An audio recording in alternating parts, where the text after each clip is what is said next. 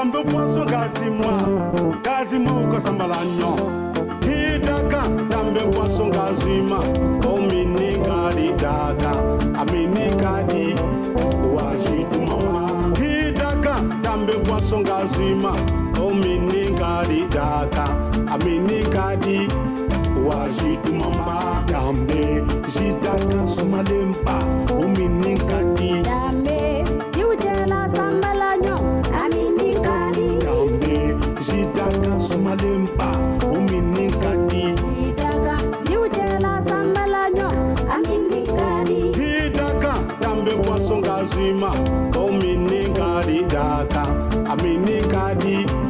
wajitu mama. Jus d'Akan, boisson rafraîchissante. Abisoro Mali Fantanan Bella Jelena. Ou direction commerciale Baflene, Hippodrome na, Semet Distribution, rue Nelson Mandela. Jus d'Akan, Jiula Samalanyo, Jiujela sambalanyo, amini kadi.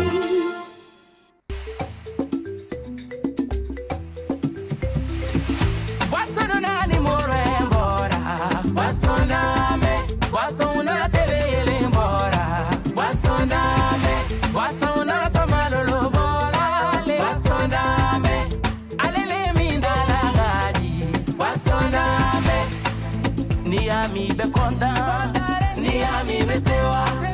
ni ami be joie, iduni ele mizere bana. Basondame, baba na nakabo bana yola dame dodama. Oduye buru kela kondanali, de una nakabo tulundi ala dame dodama. Oduye wolo de una konta kontale, maninga wo basondame. Fila wo basondame, Senegal wo basondame, Baba wo basondame, Dongubu wo basondame, Hena basondame, Marakalu wo basondame, Suragalu wo basondame, Damashilu wo le, Kamele Damaragani godina basondame, a Conte Bay, a Orange Bay, a Besoro, Damatemendi. Produit par Sime Agroalimentaire.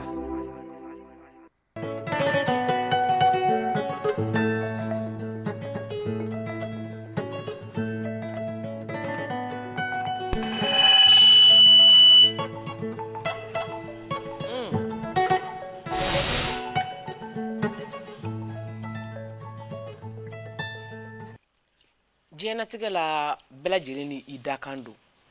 Mɔgɔ I bɛ don sira dɔ fɛ wagati dɔ la ka sɔrɔ I seko tɛ a la. I bɛ don da dɔ fɛ ka sɔrɔ I yɛrɛ diyaɲɛko tɛ. O bɛ kuma an ka bi thème kan. An ka bi thème bɛ mun kan o de ye muso minnu bɛ balo u ka tafe bolo la. Diyaɲɛ tɛ bɛɛ don a la. Se tɛ ɲɛ bɛ caman don a la. N bɛna bɔ a la cogo di? Caman kamana gannen don o la. O la o hukumu kɔnɔna na an b'a fɔ an lajɛbaga bɛɛ lajɛlen ka aw bisimila bi ko do kɛnɛ kan aw minnu b'a lajɛ don o don ka an ka baro diyan an bolo ka an ka konuw diyan an bolo an ka foli bɛ aw ye aw mana kɛ aw sɔrɔ yɔrɔ o yɔrɔ la Zolu ɲɔgɔn ni sira aw bisimila isa d'accord k'a fɔ an lajɛbagaw ye ko thème min b'an bolo bi ko a ma nɔgɔn dɔɔnin mais fo a ka fɔ n'a ma ɲa ko a bɛ ka kɛ anw bi tile de la an dun bɛ bi ko dɔ kɛnɛ de kan donc fo a kuma ka kɛ ka kuma in kɛ ka a walawala an ye mɔgɔ minnu b'an bolo o mɔgɔ fɔlɔ o ye Awa Diko filamuso I bisimila Awa Diko bɛ mɔgɔw dɛmɛ ka u ka hakilinaw baara mɔgɔ minnu bɛ gɛlɛyaw kɔnɔ k'i dɛmɛ walasa I bɛ se ka bɔ I ka gɛlɛya kɔnɔ cogo min na Awa ka baara ɲɛsinnen don o dɔ ma Awa kɛrɛfɛ DJ Monpao Tijani Siribe a fana ye a bɛ baara kɛ sufɛ kojugu donc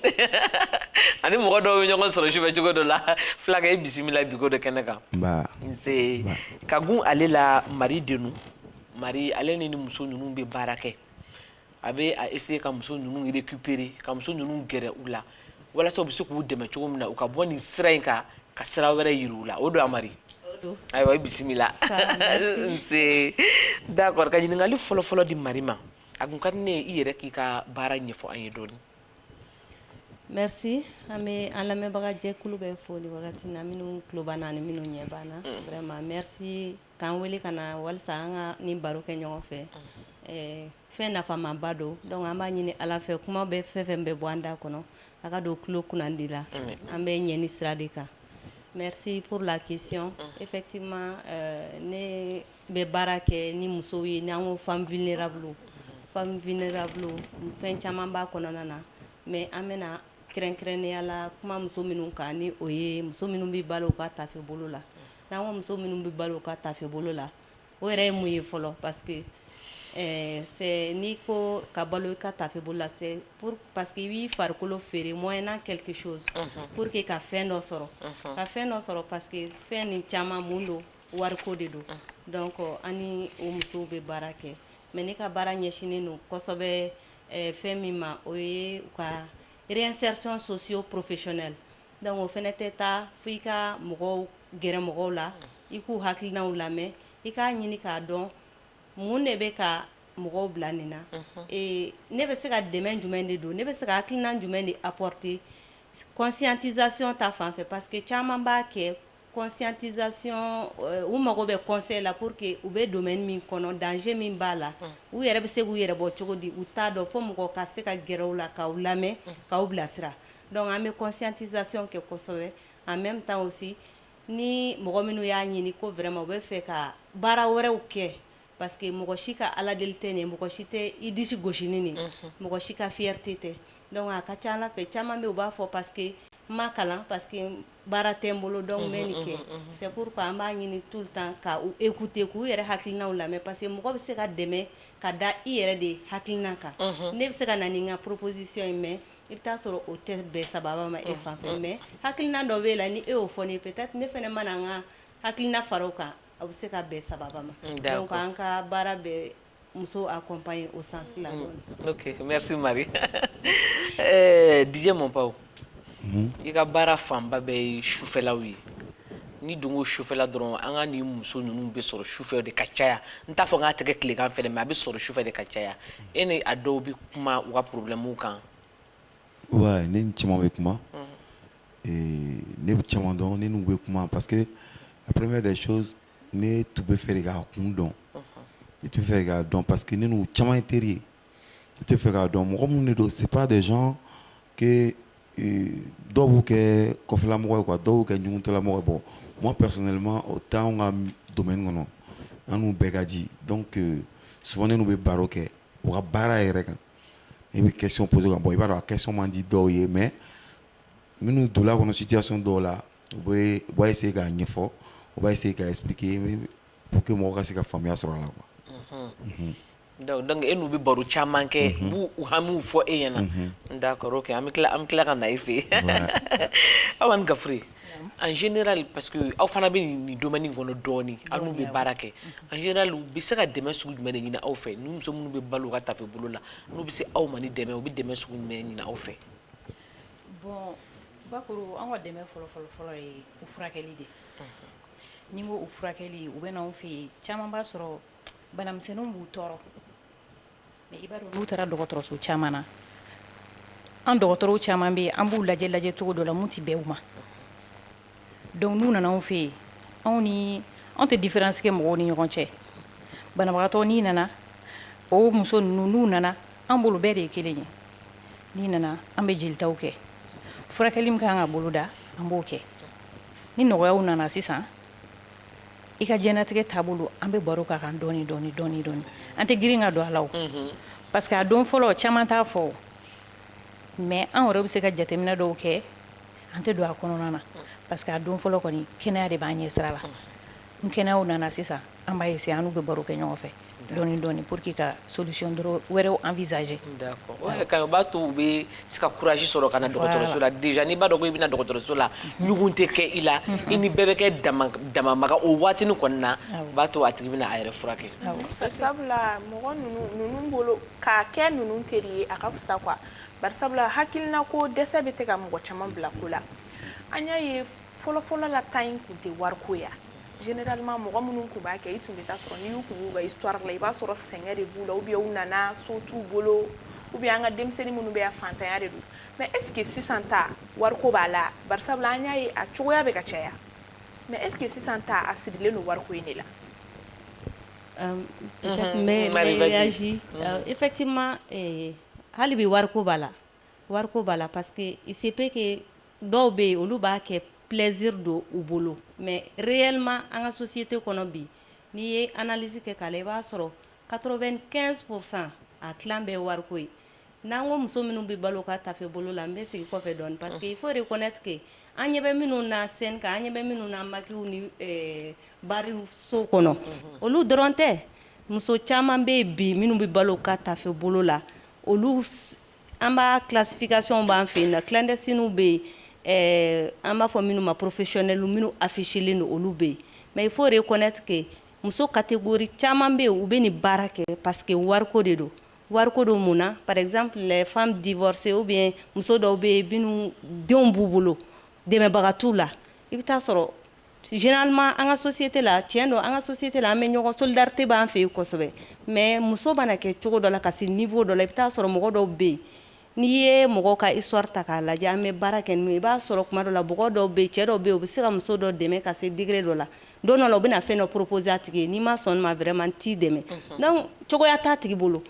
a tɛ baara la formation t'a la donc pour que a ka se k'o sɔrɔ elle accepte donc o kɔfɛ n'a y'a ye o de y'a to a bɛ ka wari sɔrɔ mɔgɔ wɛrɛ y'a proposer a sɔnna donc pour elle o de ye sira ye pour que pour l'instant quand même yan'a ka ɲɛ sɔrɔ a bɛ taa o sira fɛ ka to ka a ka denbaya ka charge ta les femmes aussi célibataires étudiantes fɛnɛ hali parce que n'i ko ko wariko tɛ dɔw mana ye ko étudiantes b'an milieu kɔnɔ effectivement besoin dɔ b'u la peut-être mɔgɔ min tɛ se ka o besoin ɲɛ u ye wagati dɔ la o b'u permettre parce que n ka ɲi n bɛ n ka denmisɛnniya la cɛw bɛ nɔfɛ donc n bɛ se ka min profiter maintenant o ye ka sɔn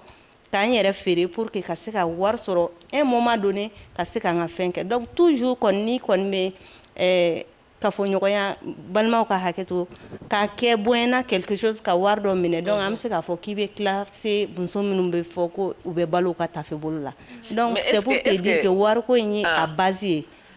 mais est-ce que wariko dɔrɔn don mɔbaw parce que an bɛ taga hali service la mɔgɔw ka hakɛ to a bɛ kɛ dɛ service la pour que i bɛ se ka marché an delila ka kuma fɔ hali bɛ se ka marché dɔw sɔrɔ u bɛ fɛn dɔw proposer ye e fana bɛ sɔn marché nɔfɛ est-ce que an tɛ se k'a fɔ ko o bɛɛ ye prostitution in kɔnɔna ye yan. bon prostitution kɔnɔna a kɔnɔna la ne bolo définition façon fila de b'a la mais bi je pense qu'an kan bɛ professionnels de ma n'est-ce pas minnu b'a kɛ u ka baara ye parce que a yɛrɛ définition mɔgɔ minnu b'u ka mɔgɔ minnu b'u fɔ o dɔrɔn tɛ an kan tɛ i n'a fɔ parce que n'i ye thème yɛrɛ lajɛ déguisé aw kan tɛ professionnel dɔrɔn ma non fɔlɔ la an tun b'a ye mɔgɔw tun bɛ jɔ siradaw ni fɛnw de la mais sisan réseaux sociaux ko tile de a bɛ kɛ face bɛɛ kan raison pour laquelle n ko a définition côté fila de don ne ka faamuya la c'est à dire a fɔlɔ ye min ye muso minnu b'u ka u farisogo feere moyennant quelque chose mais principalement wariko de don sont les avantages les faveurs les services ma faamuya des biens en nature tout mais principalement wariko ye donc i mana kɛ o kɛ cogo o cogo a bɛ laban wariko in de ma maintenant a deuxième définition ne bolo min ye ça dit c'est à peu près la même chose mais minnu b'a kɛ u ka baara ye ma faamuya minnu b'a kɛ u ka baara ye mais ko a bɛɛ ye wariko de ye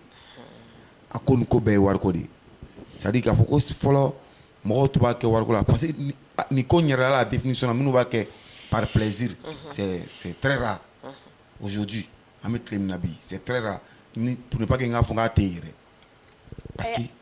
minnu b'a kɛ par plaisir. parce que mɔgɔw i b'a sɔrɔ dɔw bɛ yen nɔ ɲɔgɔn a tɛ mɔgɔ kelen tɛ se k'i satisfait quoi donc sisan nɔ ni o hokumu ninnu don t'es obligé i bɛ se ka nin opportunité di mɔgɔ dɔw ma. mais est ce que o ye fɛngɛ ye tuguni o tɛ prostitution ye bilen o ayi o tɛ prostitution ye bilen i b'i yɛrɛ di ka fɛn dɔ minɛ e bɛ ka min fɔ tɔgɔ wɛrɛ b'o la o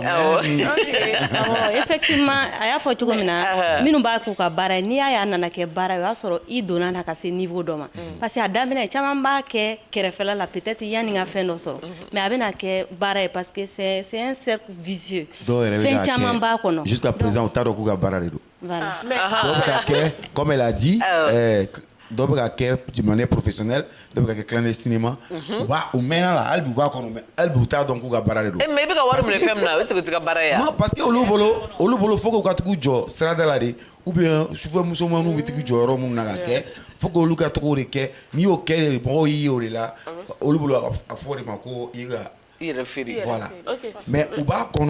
moyennant des choses, moyennant des avantages, moyennant de beaucoup de choses. Mais, comme l'a dit, clandestinement, mais au maintenant, on a mais albi ou tard, on a barré. Marie.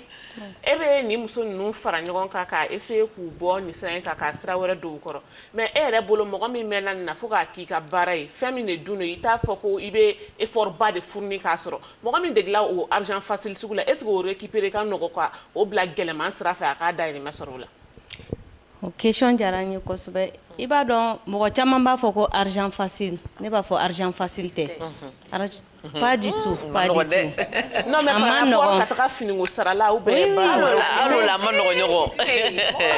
a ma nɔgɔ donc parce que i yɛrɛ bɛ condition min i bɛ min kɛ pour que ka nin wari sɔrɔ kelen tɛ cɛ kelen tɛ fila tɛ saba tɛ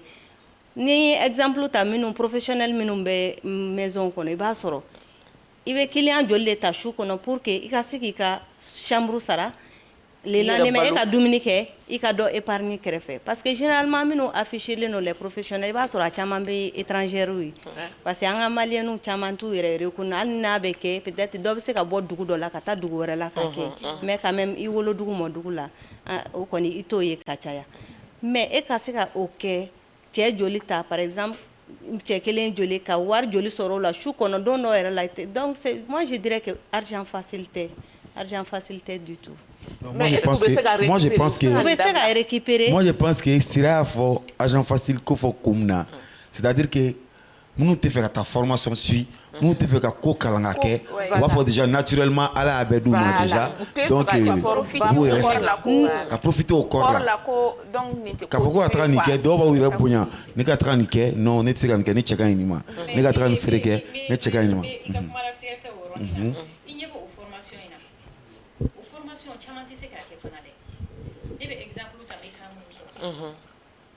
kelen ko ne ma n'o y'an dɔgɔmuso dɔ ye a ko grande sœur n bɛ école de médecine de la n bɛ deuxième année la mais transport minnu bɛ sara brochure minnu ka kan ka san wari tɛ musomɔgɔw bolo ka di yan o n b'a kɛ cogo di donc i ye question natɔ ye dɔw yɛrɛ bɛ formation na mais musaka min bɛ formation kɔfɛ a tɛ se ka wari sɔrɔ k'o besoin fitinin ninnu satisfait ale ma opportunité wɛrɛ sɔrɔ ka taa nin baara in kɛ donc ale y'a ka baara kɛ tafe bolo bila ye pour que a ka se ka wari dɔɔni sɔrɔ o n'a ɲɔgɔnna caman de bɛ yen dɔw yɛrɛ fana bɛ yen u b'a fɔ se tɛ ne fa ye se tɛ ne ba ye an bɛ tilen ten mun y'o témoignage kɛ ne ye a ko ma ne b'a la bi ko tɛ donc ni ma bɔ ka taa wari ɲini daga tɛ sigi so mais est-ce que wari ɲini cogoya wɛrɛ foyi tɛ yen ne nin tɛ yan est-ce que o yɔrɔ la plaisir ni nɔgɔya tɛna o yɔrɔ in de la oui wari ɲini cogoya wɛrɛ bɛ yen mais n bɛ fɛ ka dɔɔni fɔ récupération yɔrɔ kan parce que c'est très important an yɛrɛ ka objectif ye o de ye parce que pourquoi an bɛ gɛrɛ mɔgɔw la k'u lamɛn parce que an b'a dɔn o bɛ difficulté dɔ de kɔnɔ hali n'a tigi yɛrɛ t'a dɔn ne bɛ min kɔnɔ n bɛ difficulté kɔnɔ mais e min bɛ a kɔnɔna na n'i b'a danger dɔn n'i b'a dɔn ko a man ɲi a ma i kan ka solution de ɲini ka se ka récupérer donc o solution ye mun ye parce que stratégie min don c'est pas du jour au lendemain processus jan de don parce que i tɛ se ka kuma dɔ la i bɛ se yanni mɔgɔ yɛrɛ k'i lamɛn yanni u ka temps di ma o man nɔgɔn donc le fait que i bɛ to de la fo conscience ka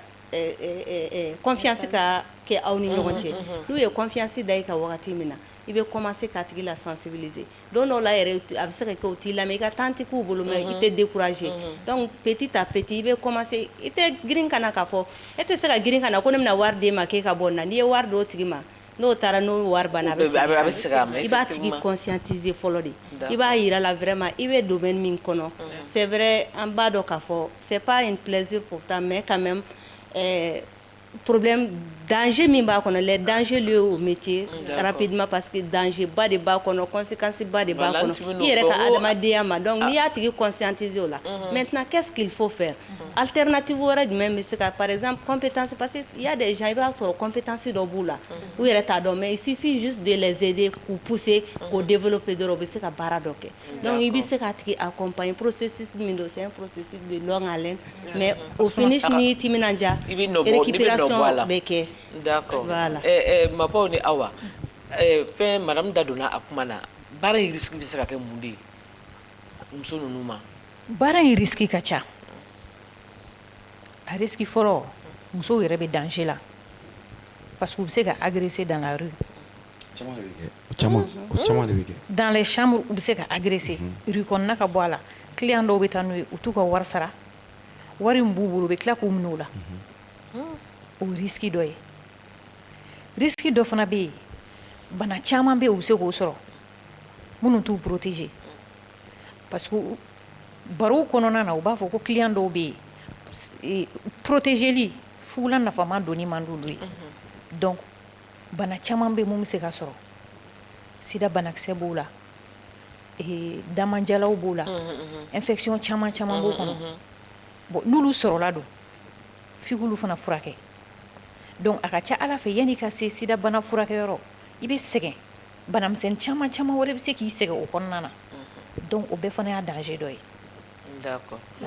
Mapaw est-ce que aw cɛlakaw nɔ ba tɛ nin ko in na vu que ni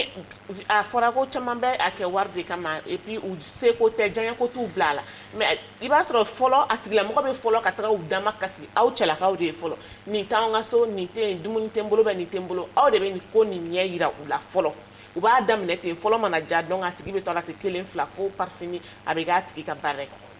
Bon en quelque sorte n'anw bɛ don o domaine o hukumu kɔnɔ k'a fɔ k'an b'a k'a bɛ a ta ka bila anw kun.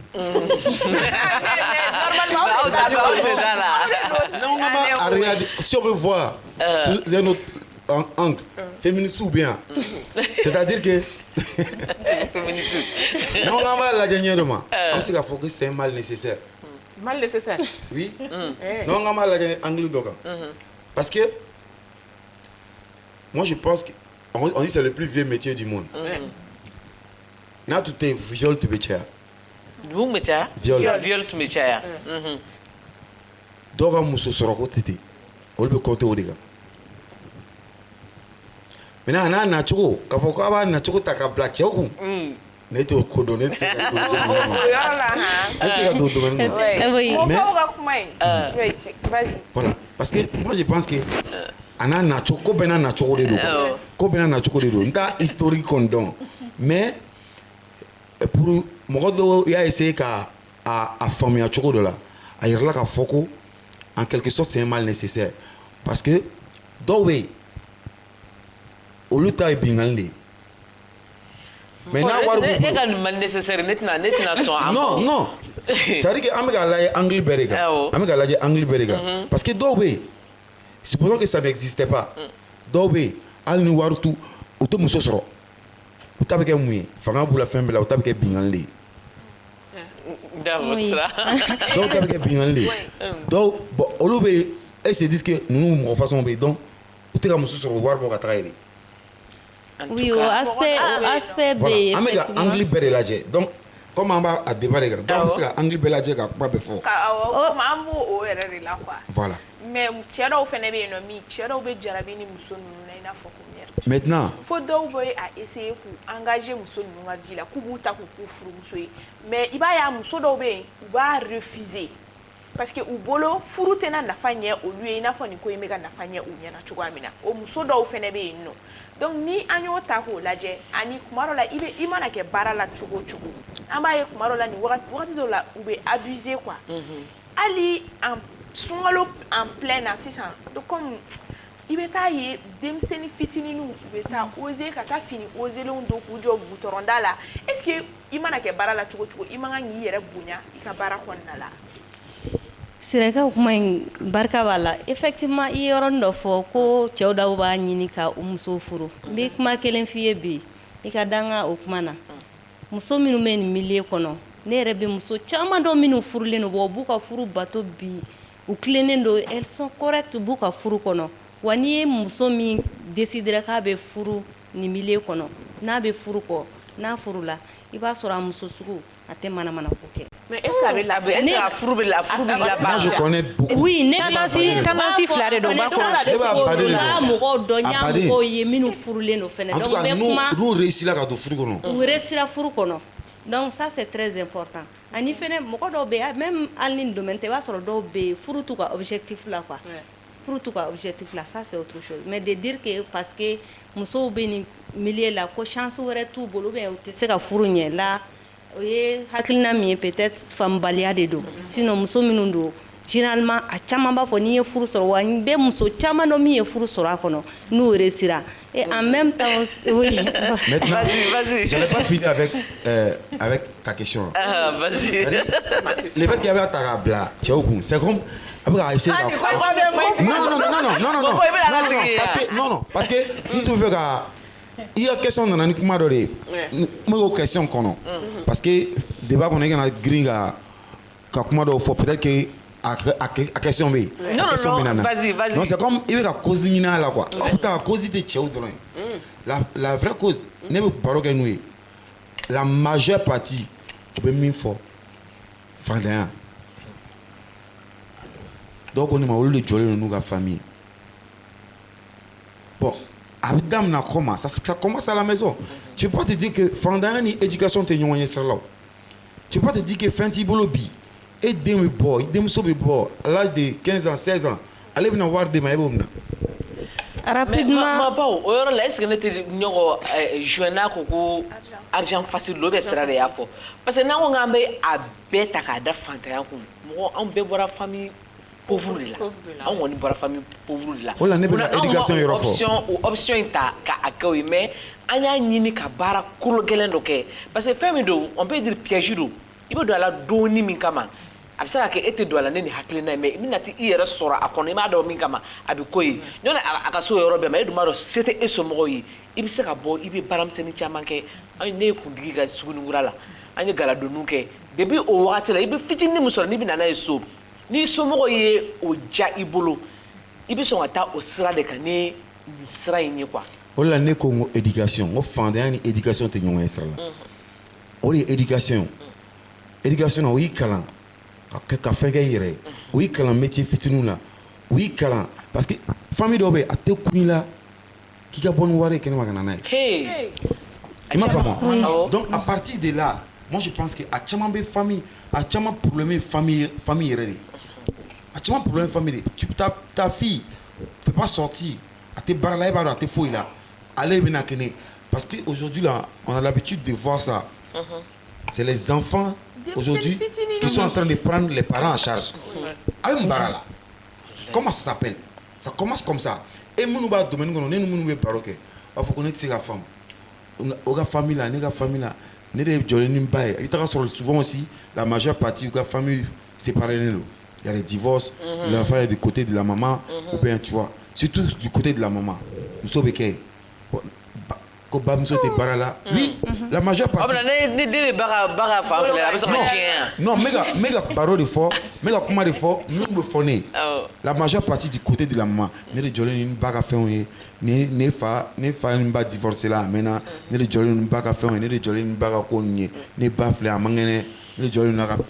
Mais c'est pas un choix parce que n'i ka kɛnɛ i bɛ se ka taga min y'a fɔ cogo min i bɛ se ka taga kuntigiw kɛ i bɛ se ka gala don. Mais n'i ma éduqué sur ce sens là. Si tu n'es pas éduqué sur ce sens là. Et éduqué don et parents i kana wari d'u ma dɔrɔn ka nisɔndiya hali u t'a i ɲininka bɔla yɔrɔ min na ça commence comme ça. Oui, je suis parfaitement d'accord avec lui. Mon père y'a fɔ cogo min na éducation b'a la mais acceptons que an ka société kɔnɔ a man nɔgɔn.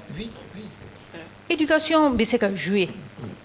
mais situation dɔw man nɔgɔn anw b'a milieu kɔnɔ ni dɔgɔmuso ko ma sisan ko a dɔw ka dɔgɔn effectivement a dɔw b'a daminɛ depuis 13 ans 12 ans i b'a sɔrɔ dɔw sin kurulen don dɔɔnin dɔrɔn a bɛ se ka aw choquer a bɛ anw yɛrɛ choqué anw minnu bɛ baara kɛ argent facile et rapide de don an y'a fɔ cogo min na c'est facile c'est rapide voilà mais le travail n'est pas facile. L'argent est facile, mais le travail, l'argent est facile, mais le travail à faire n'est pas facile. Ou b'a don, ou b'a kuma fɔ, mais olu b'a kɛ mun na? An dɔgɔnin n'an den dɔw b'a fɔ, ni ne mana n ba ta en charge, ne b'a duwawu sɔrɔ. I b'a dɔn i mana bɔ bɔlɔn kɔnɔ ka ɲininkali kɛ sisan, u b'a fɔ ninnu bɛɛ dangaden. Mais anw minnu bɛ baara kɛ, anw tɛ se k'u qualifier o. D'accord. Anw tɛ se. OK. Parce que u fana bɛ duwawu ɲini de la. D'accord. Mɔgɔw bɛ se k'a fɔ ko o baara tɛ duwawu ɲini. An bɛ taa u ka logique de fɛ sisan. D'accord. Marie. Oui. A bɛ musomanin ninnu récupérer cogo di? An b'o récupérer. Ne mago b'o yɛrɛ de la parce que ni an ka taa fɛ ne mago bɛ a ka recrutement de dɔ fɔlɔ. Effectivement parce que n y'a fɔ an ni musomanin ninnu bɛ baara kɛ ɲɔgɔn fɛ jusqu'à ce que an b'u dɔw ta k'u bila baara la donc stratégie de b'an permettre an ka se ka musomanin wɛrɛw sɔrɔ parce que n'i tɛ milieu kɔnɔ ou bien ni milieu kɔnɔ mɔgɔ man di a man nɔgɔ ka se ka mɔgɔ yɛrɛ min b'a reconnu ou bien ka accepter ka sɔn i bolo donc an ka stratégie y'o ye an b'u yɛrɛ de sensibiliser ka tila k'u transformer k'u kɛ acteur de changement ye k'u kɛ agent ye donc comme ça c'est sur le terrain donc ça là c'est très facile ne fɛ rapidement ka vraiment témoignage dɔ kɛ awa ye éducation min fɔ là j'interpelle les parents parce que pourquoi cas dɔ yɛrɛ bɛ yen ne y'a sɔrɔ juste hali sini a ko misi bɛ na parce que denmisɛnnin fitinin filɛ n'i ma a gɛrɛ la k'a kalan k'a bila sira ɲuman kan a bɛ laban cogo i t'a dɔn an ye cas dɔ sɔrɔ c'était des mineurs de 12-13 ans u y'a di mariage précoce mariage forcé parce que a fila bɛɛ de don a furu kun man d'a ye puis fana a si ma se donc la fille était obligée a bolila a nana a bɛ autogare ninnu na ani a tɔɲɔgɔnin ninnu prantini ni fɛn ninnu bolo donc a nana ye olu bɛ min kɛ ale fɛnɛ continuera o fɛ comme an bɛ taa an bɛ sensibilisation ni fɛn ninnu kɛ an y'a essayer an bɛ to k'u wele ka na k'u sensibiliser petit à petit hali an ka atelier min bɛ an kun y'a essayer k'u initier o la mais a ma grande parce que en tant que n'u bɛ milieu kɔnɔ sufɛla la elles sont libres u b'u ka activités kɛ un jour dɔ nana ta client dɔ nana ta ka u tun bɛ taalen samaya yan fan fɛ u ye accident kɛ u y'u fila cɛ urgence la ka taa n'u ye malheureusement la fille est décédée. Bon, malheureusement aussi ni be milieu in kɔnɔ caman bɛ yen u tɛ sɔn k'u ka identité di u t'u ka bɔyɔrɔ fɔ parce que c'est très important ni ko i sɔrɔ don min i somɔgɔw ka dɔn tu sais que ne de ye image ye rapidement Facebook kan ne ye Gabriel Touré contacté u ko ko bon ko la fille est décédée ko corps bɛ morgue la ne taara la n y'a sɔrɔ ale de don on a tout fait an ye parents ɲini ka sɛgɛn a kun ye coordonnées fɛn fɛn di an ma an y'a essayer k'a bɛɛ ɲini an ma mɔgɔ sɔrɔ an ye corps bila ka fo ka plus de 15 jours kɛ a ma ɲɛ u ye autorisation di ko k'a don o y'a sɔrɔ a kun bɛ jamu min fɔ dɔgɔnɔ jamu kɔni kun don donc la dame qui était là-bas min bɛ service social la a ko k'a bɛ communauté dɔgɔ minnu bɛ Bamakɔ k'a b'o informer n'a sɔrɔ mɔgɔ dɔ den bɔlen don n'u t'a kala mais jusqu'à l'heure d'aujourd'hui an ma se ka ɲɛ sɔrɔ a la bon tu vois ça c'est un cas vraiment qui touche beaucoup. Ok, kana récupération in na ma baw e ko e n'u bɛ baara kɛ bon a tɛ baara kɛ mais i b'u ye u b'u ka hamiw f'i ɲɛna est-ce que e bɛ se ka taa mɔgɔ dɔw di mari ma voilà olu bɛ se ka récupérer cogo min na quoi ne tɛ fɛ k'o de fɔ sisan ne tɛ fɛ k'a ɲininka o de la est-ce que agent baw est-ce que olu bɛ taga nin terrain ninnu bɛɛ kan parce que ni bɛ taga nin terrain ninnu bɛɛ kan n t'a dɔn ni musomaninw de bɛ na olu nɔfɛ ou n'olu bɛ taa terrain ninnu kan ne mɔgɔ caman de don baara la i ɲɛ b'u la tan bari de b'a la donc n t'a dɔn n'u y'a kɛ ka sɛgɛn maintenant elles veulent travailler. A nege t'u yɛrɛ la quoi. Voilà a nege t'u yɛrɛ la tugun ne ye baara di mɔgɔ caman ma. mais e baara sugu jumɛn don parce que service tɛ kɔni. Voilà non service souvent ça peut être service restauratrice. non parce que n'i bɔra nin na ka tila ka na service la est-ce que e bɛ ma taa yɔrɔ jan quoi. non parce que risque bɛ i ka replonger a kɔnɔ. ko kelen faamu mɔgɔw bɛ interprétation kɛ mɔgɔw bɛ ko faamuya ɲɛ dɔ ma alors que a tɛ ten aujourd'hui dans le domaine de la nuit les coins les plus respectables jamais ou te sont prostituées là excusez-moi du terme jamais nationalité dɔw yɛrɛ bɛ yen n'u bɛ recrutement fɔ ko ninnu t'a la parce que a t'olu yɛrɛ arrangé i bɛna na baara de kama i bɛna na client dɔw ye sisan i bɛna na ɲɛbɔ fɛ hali n'i bɛ baara kɛ boîte une bonne condition il y a des règlements intérieurs. OK. Il m'a fait moi. Donc à Dobé, il y a des services fin la mine be baraka chukono. Ben faire avoir chukono. La première des choses, les rêves c'est quoi? Avoir un travail dans la journée. D'accord. Ils sont un restaurant et la majeure partie rêve d'ouvrir des trucs à elle-même. Salon, magasin. Mais la journée. D'accord. Donc, la journée barakono. La journée barakono. Donc, ben nous la contact là. Exemple aujourd'hui comme ça, ne allez donc, ne sais comment comment tu allez. Ah ouais, un souhait tu m'as pas qu'on fait qu'à boire en milieu kono quoi. On fait qu'à baradon. Donc, service à que pour que ça qu'à boire kono. D'accord. OK. Récupération économique c'est ça. Et programme d'obé Arcade Santé Plus bolo. Nous beta nous be dépisté positif VIH là. Programme de réinsertion d'obé nous y ka foni do duma comme AGR, activité génératrice de revenus. Ou pour chama bi bolo la maganoy. Ani mari be baraka ñoko fe o sansi ko na. OK, ba so arranger ko so be. O ye munu sida banakse yira munu na. Donc olu be insérer doni suivi do be kulu kuna pour que ka se ka bo doni ka se ku yere ta bara do kono na quoi à travers l'AGR. Oui, récupération rapidement. Effectivement, c'est l'insertion socio-professionnelle, surtout les AGR. Donc, formation Tchamambambolo, parce que moi, je fais que bara qui est rentable, même si c'est war soro. Donc, la couture, teinture, transformation, maquillage, voilà. Olu fait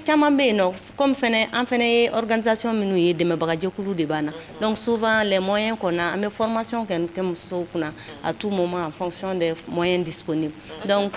demain qu'on a na tienne ni mo ni décider de nous casser ka bara woreke. Donc olu bara u ban fe no tie la bienvenue. D'accord. Chama mo be so demain parce que amme ka ke ba foko bugutu nu doron de baake. Ibe ko demse nu doron de baake bara min dundu sisan mo ko korba u baake. C'est ça le danger. Recruteur ou quartier au kono. Et à fondement, dimsenu ga obli kura au bout de viser. Voilà. Katu dit. Ala ka hakilina madame. Amina rabi. O ko na la nga foli be en flabaro ye c'est tout munu hakilina dam nga page officielle Facebook kan ne renouveau FM TV. O mo ko do Yunusa Kone. Yunusa Kone ko fola la kan kuma ye munu kuma ke lu kuma ke desse de boulot parce que c'est tout. Comme ko 600 ko sisa ka kera activité lucrative de barami permet l'enero ni il sait qu'il dari mais sera la dignement. Ko sisa nga musomanu ba ke et puis ou ta ke ko ndesse la ni son jale de ba ke parce que ou fait ku ka barariro. Ko et puis fola la meni musonu ni baru de konna la ou bestra ba sans fela la. Comme ko sisa réseaux sociaux ko clé na ko iniga client meni ko soro WhatsApp, Facebook, Instagram amana ka fait gostanta sraka noko o mana boy adama ko ne ko c'est vulnérable quand moy anga génération demsenu yerema ko futisa akadi am sumanu nye ka an farkolo de ke ka fin do lase ama ko an chite fe kan kulo la bara ci gelama manda an chitu o famille shirfula mo ko ale won bolo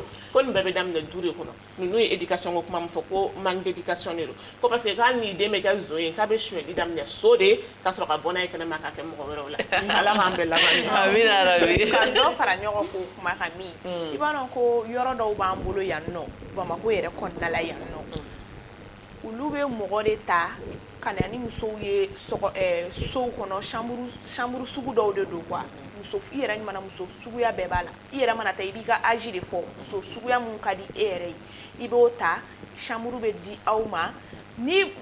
tano anemo ka uta ku bla so kono hotel do de fene bo ke ka uta ku bo srada na ku bla so kono na nuna bon ambe se ka foko olu tigila mo nunu me bara de la parce que to ko de be dawla ku be massage de kila mais tiens elle la massage quoi fait ni me go be fora la au niveau là comment vérifier les nedo oui est-ce qu'à vérifier les nedo sira me fera mi fi oro la et mi fo effectivement ni an wo muso minnu bi balo ka tafe bolo la a bɛɛ bɛ ɲɔgɔn sɔrɔ la mais a kɛcogo sisan a ba bɛɛ ni ka stratégie de do min dɔw bɛ olu bɛ taa maison kɔnɔ olu b'u sigi tabouret kan dɔw bɛ olu bɛ jɔ sirabadaw la dɔw yɛrɛ ta ye business olu ye bureau kɔnɔnaw ye dɔw ta ye des chantiers abandonnés i ye min fɛ fɔ sisan albumu bɛ yɔrɔw la u bɛ muso recommander donc o y'a kɛcogoya o ka ca a camanba de bɛ yen prostitution muso minnu bɛ balo ka tafe bolo la u b'a kɛcogoya min na maintenant on muso minnu bɛ balo ka tafe bolo la en tant que tu le fais moyennant quelque chose donc i b'o domaine kɔnɔna na maintenant e b'a kɛ sira min kan i b'a kɛ sur les réseaux sociaux i b'a kɛ officiellement ou bien donc o y'a kɛ cogo différent. An bɛna fɔ muso minnu bɛ balo ka tafe bolo la an bɛna fɔ muso minnu bɛ fɛn ɲini u ka tafe bolo la parce que caman bɛ furu kɔnɔ cɛw de bɛ olu balo mais an ka ɲɛba ya fɔ n ka fɛn bɛɛ sɔrɔ u bɛ bɔ u bɛ taa yɛrɛ feere kɛ n ka sanubaw don n ka mobilibaw san alors que balo kaɲan tɛ e la. n bɛna fɛn dɔ f'i ye a b'i dabali ban ne ye cas dɔ ye Sikaso cɛ min ko a ye muso furu Sikaso suguni kura yɔrɔ min bɛ sufɛ a yɔrɔ dɔ bɛ a bɛ transformer ka kɛ maison close ye musow bɛna tafew siri ga la musow bɛ wari ɲini kɛ mais cɛ dɔ bɛ yen a bɛ muso ta ka na a yira na k'a fɔ ko nin y'a furu cɛ de mais a bɛ na ni muso ye muso bɛ baara kɛ donc n'i ko muso dɔw furulen don ko mais ko cɛw b'u balo donc ça veut dire que muso de bɛ cɛ balo comment ça veut dire que cɛ donc o bɛ mɔgɔw dabali ban donc fɛn kɔnɔna na ko ka ca an tɛ se ka bɛɛ fɔ Mapaw kuma kuncɛ kuma na i bɛ se ka mun fɔ an ye Dieu merci. Ni content no kana ni plateau kan parce que ni sigilen no mɔgɔ barakama fila cɛman yan n'u bɛ se ka vraiment n'u bɛ se ka musomaninw dɛmɛ nin ko in na quoi sincèrement parce que a caman b'a la qui veut l'arrêter mais dɔw b'a la olu tɛ fɛ k'a jɔ mais olu man ca mais parce que ne b'a dɔn cogo o cogo o b'a jɔ taalen ɲɛfɛ o b'a jɔ mais dɔw b'a la olu ta ye baarako de ye a caman b'a la aujourd'hui n t'a dɔn n'u bɛ ka regretter de wa ou bien si c'est les autres formes les autres stratégies là qui ont pris le pouvoir sur elles, elles n'arrivent pas à faire ça. Je ne sais pas si c'est ça, ou bien nous faisons abandonner. En tout cas, la majeure partie d'avec celles que je cause, ou bien la fois, tu n'es pas radonné. Bon, déjà, Marie est là, Diko est là, donc il y a un contact pour échanger. C'est vraiment bon. Ok, merci Srivi. Awan Gofri, Diko.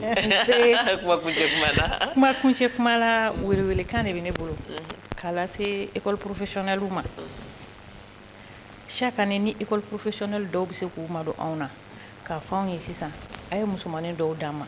an b'olu ka formation ta gratuitement durant 1 année 2 ans formation parcours kɔnɔna na u bɛ anw arranger kosɛbɛ parce que caman bɛ yen an y'a fɔ cogo min na kuma kɔnɔna na formation ka d'u ye anw dun fana ka baaraw dan de b'a la ni partenaires sɔrɔla minnu bɛ se k'an dɛmɛ k'olu former ou bien école professionnelle privée dɔw yɛrɛ ou bien gouvernementale ka dɔw ta k'u former o bɛ diya n ye kosɛbɛ. Ok, merci. Merci. Marie ka kuma kuncɛ kuma la teliyara. Kuncɛ kuma na n bɛ wele kan da toujours tiɲɛ na n bɛ min fɔ an filɛbagaw n'an lamɛnbagaw ye en tout cas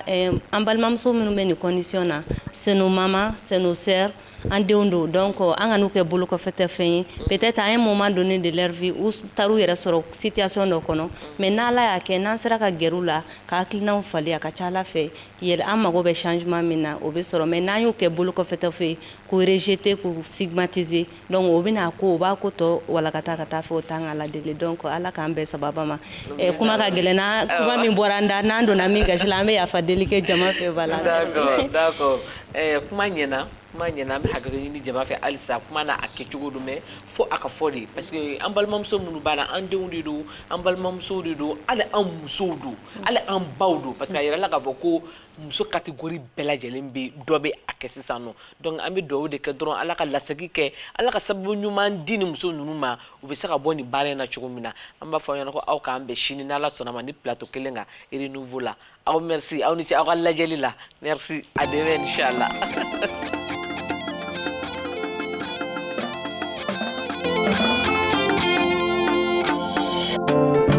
Jidaka,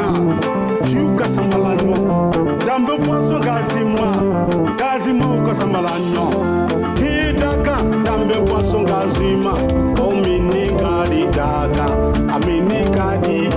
o Agido Mama. Jidaka, Jambo Poisson Gazima, o Minicadi Daka, a Minicadi, o Agido Mama. Jambe, Jidaka, Somalemba, o Minicadi. Dambe, Jujela Sambalanyo, Aminikadi. Dambe, Jidaka, Somalemba, o Minicadi. Sidaka, Jujela Sambalanyo, Aminikadi. Jidaka, Dambe Poisson Gazima, o Minicadi Daka, Aminikadi, o Agido Mama. Jus d'Acan, boisson rafraîchissante a bɛ sɔrɔ Mali fantan naani bɛɛ lajɛlen na. U ka direction commerciale ba filɛ nin ye hippodrome na CMS distribution rue Nelson Mandela Jiji Dakan Jiw la Sambala ɲɔ Ziu jela sambala nyo amini kari.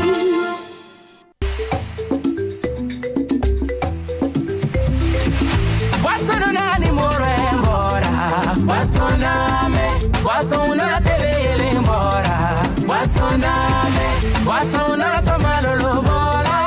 wasona me, alele mindala gadi, wasona me, ni ami be konta, ni ami be sewa, ni ami be shua, iduni ele mizere bana, wasona me. Papa nana kabo bana yola dame do dama Odue buru ke la montana li De una na kabo tulundi ala dame do dama Odue wolo de una konta le Maninga wo bosonda me Fila wo bosonda me Senebo wo bosonda me Baba wo bosonda me Don bubu go Fena bosonda me Marakalu